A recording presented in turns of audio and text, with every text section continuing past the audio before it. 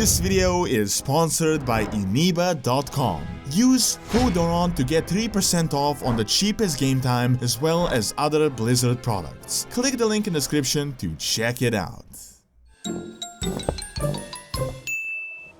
Hello guys, this is Doron's Movies, and today I'll be talking about who would win, peak Arthas as the Lich King or current Sylvanas with Jailer's power, covering their lore very briefly as most of you guys already know the backstories, and then focusing on their power and speculations on who would win in this fantasy battle scenario. So without further ado, let's get into the lore.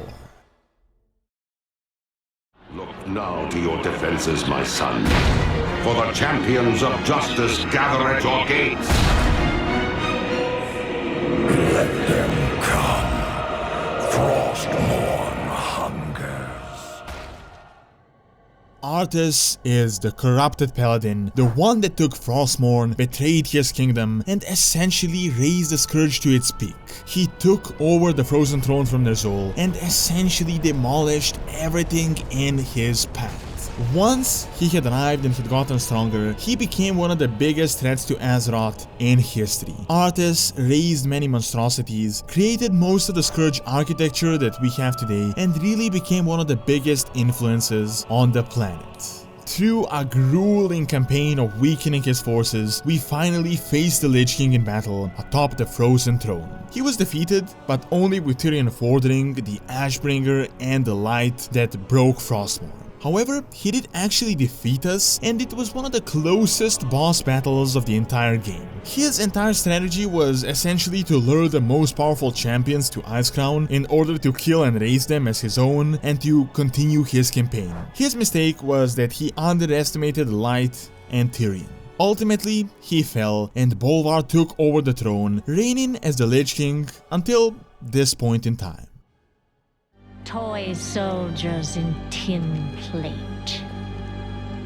Beasts who howl for honor, standing as one. Savor it. Nothing lasts.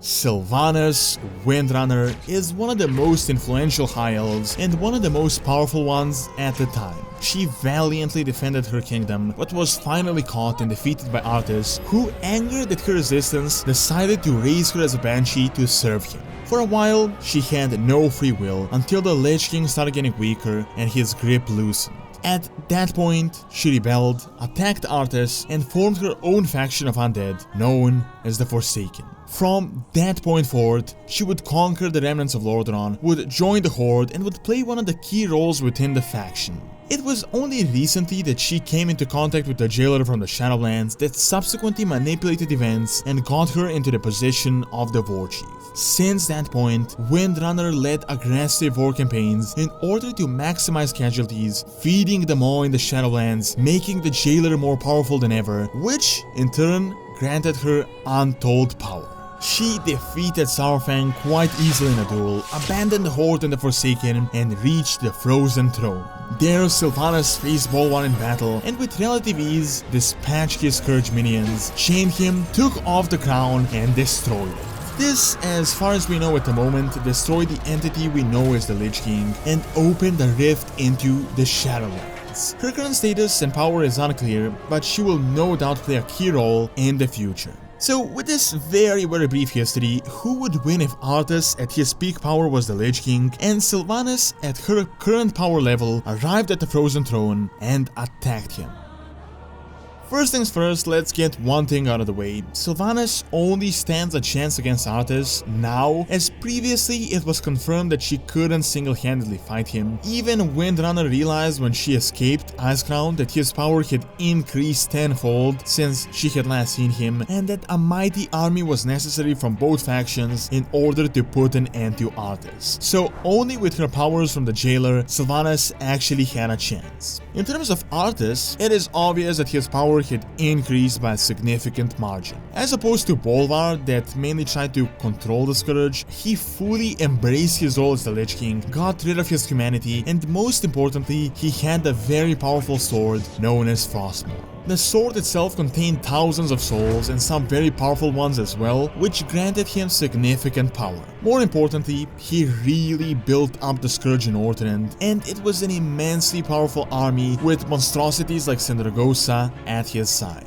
However, one thing should be clear, while Arthas was incredibly powerful, he was never on a godlike level. As we have seen in the Vradgate cinematics, he had to retreat when the Forsaken chucked a few barrels of plank at him, which I don't think would be the case with someone like Kil'jaeden or Archimonde. Even Dave Cossack confirmed on Twitter that Lei Shan would be stronger than the Lich King in 1v1 battle. However, he brings one point forward, and that is that army-wise, he is more powerful. This really is the biggest strength of Arthas. He really took his time and built up the Scourge, raised dragons, giants, created abominations, death knights, spread the plague, took over zones, and overall was an excellent leader of the undead army. When looking at Bolvar, he was much weaker in this department, as his goal wasn't really to conquer the planet.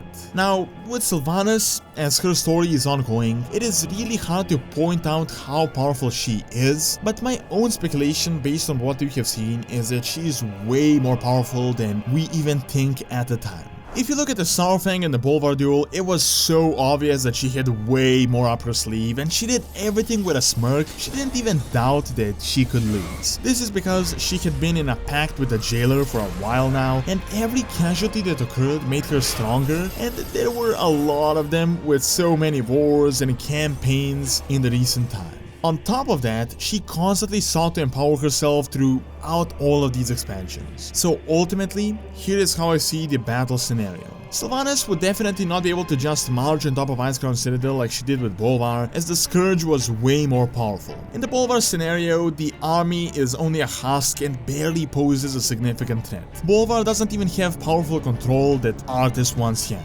However, if she did manage to reach the Frozen Throne, I would say that Sylvanas would be able to beat Arthas. I don't think Sylvanas would be as confident, and I believe Arthas would be actually able to do quite some damage to her, but ultimately, I do see him being defeated. Currently, it is really hard to speculate how powerful Sylvanas is, but let's be clear, she has a pact with one of the most dangerous beings in the entire universe, and this is a direct pact, as in she was standing right next to him. She isn't just some minion, but more of a partner, and as the jailer is a completely new character, we don't know too much about him. Seeing that he is in charge of keeping essentially all evil and the most dangerous creatures in all of universe in prison, I don't think it is a wild speculation to say that he is on an insanely powerful level. So, my opinion is that Sylvanas will be able to win, even though personally I would root for Arthas. However, only time will tell how powerful the Banshee Queen is exactly, as we arrive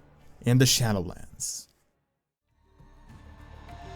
Thank you for watching. Do check out what the role of Bolvar is by clicking on the screen, and also check out the second channel, Lawrence Academy, for videos on real world history and science. See you next time.